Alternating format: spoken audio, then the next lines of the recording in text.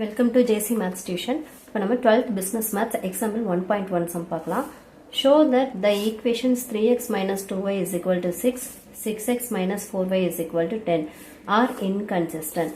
Inconsistent அப்படிங்கிறது வந்துட்டு உங்களுக்கு கொஸ்டின்லேயே கொடுத்துட்டாங்க. Inconsistent அப்படிங்கிறத வந்து நீங்கள் ஷோ பண்ணுங்க, ப்ரூவ் பண்ணுங்கன்னு சொல்லியிருக்காங்க. ஸோ inconsistent அப்படிங்கிறதோட ரூல் என்ன? Rho of A is not equal to rho of AB. இதான் வந்து நம்ம இன்கன்சிஸ்டன்ட்டோட ரூல். இதுக்கு முன்னாடி ப்ரீவியஸ் சம்ஸ் எல்லாம் போட்டிருந்தீங்கன்னா உங்களுக்கு இந்த கான்செப்ட் என்னன்னு நான் என்னோட இன்ட்ரடக்ஷன் வீடியோலேயே சொல்லியிருக்கேன், செக் பண்ணிக்கோங்க. இப்போது இன்கன்சிஸ்டன்சிக்கு இது உங்களோட டெக்ஸ்ட் புக்லேயும் கொடுத்துருக்காங்க, 4th பாயிண்டில் கொடுத்துருப்பாங்க, பார்த்துக்கோங்க. நெக்ஸ்ட்டு வந்துட்டு ஷோ தட் த ஈக்குவேஷன்ஸ். நான் இப்போ வந்து ஃபஸ்ட்டு கொஸ்டினை வந்து காப்பி பண்ணிக்கலாம். 3x minus 2y is equal to 6, 6x minus 4y is equal to 10. இதை நம்ம ஃபஸ்ட்டு ஒரு மேட்ரிக்ஸ் ஃபார்மில் எழுதிக்கலாம். மேட்ரிக்ஸ் ஃபார்மில் எழுதுறது ஈஸி தான். நீங்கள் இதோட கோஃபிஷியன்ஸ் XYயோட கோஃபிஷியன்ஸ் 3 minus 2 6 minus 4 இது ஒரு மேட்ரிக்ஸாக ஃபார்ம் பண்ணிக்கோங்க. இந்த XYயையும் தனியாக ஒரு மேட்ரிக்ஸாக ஃபார்ம் பண்ணிக்கோங்க. இஸ் ஈக்குவல் டு இந்த ஆன்சரை வந்து 6 10 அதை வந்து தனியாக ஒரு மேட்ரிக்ஸாக ஃபார்ம் பண்ணிக்கோங்க. இது என்ன ஃபார்மேட்டில் இருக்குது? A into X is equal to B அந்த ஃபார்மேட்டில் இருக்குது. AX into B. இதை வந்து நம்ம நெக்ஸ்ட் ஸ்டெப்பில் என்ன பண்ணோன்னா ஆக்மெண்டட் மேட்ரிக்ஸாக எழுதலாம். Augmented matrix.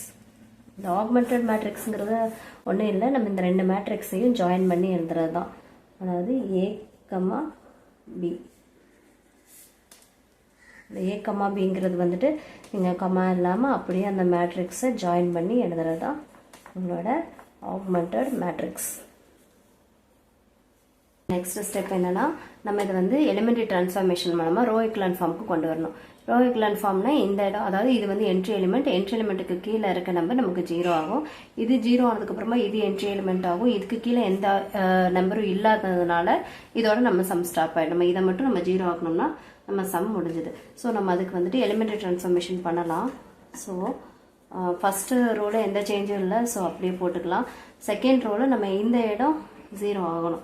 ஸோ இது 0 ஆகணும்னா 6 வந்து 0 ஆகணும்னா நமக்கு -6 வேணும். -6 நம்ம இந்த ரோவில் பார்த்தீங்கன்னா 3 into 2 பண்ணிங்கன்னா இன்ட்டு 2, அதாவது இன்ட்டு -2வால் ரோ ஒன்று மல்டிபிள் பண்ணிவிட்டு மைனஸ் பண்ணிங்கன்னா உங்களுக்கு இந்த ரோ வந்து 0 ஆகிடும். இதை நீங்கள் எப்படி எழுதலாம்னா, இந்த இங்கே எழுதுகிறேன். ஓகே, ஃபஸ்ட்டு பண்ணலாம்.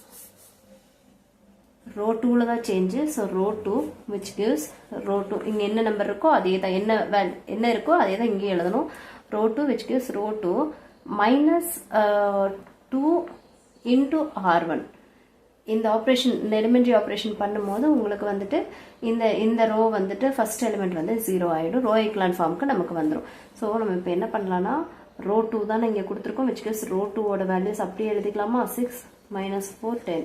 இங்கே என்ன இருக்குது? -2 into R1. So -2 into R1 -2 into R1 -2 into 3 -6 -2 into -2 +4 -2 into 6 -12.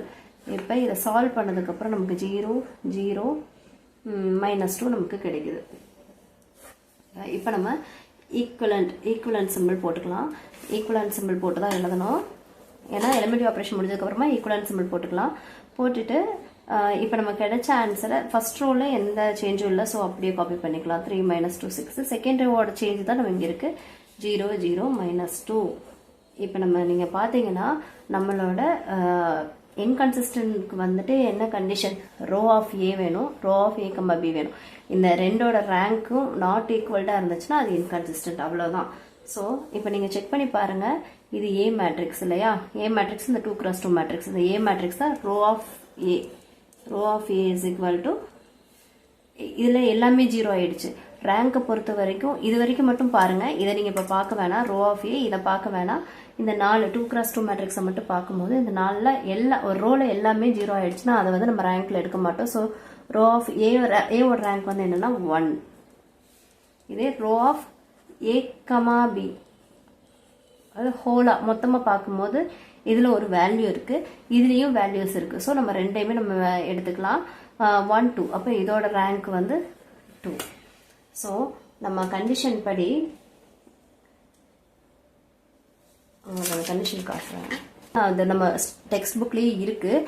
இதில் பாருங்கள் இன்கன்சிஸ்டன்சிக்கான condition row of a comma b which not equal to row of a, then the equations are inconsistent and has no solutions.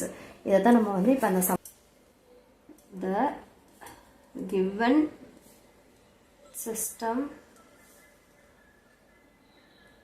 is inconsistent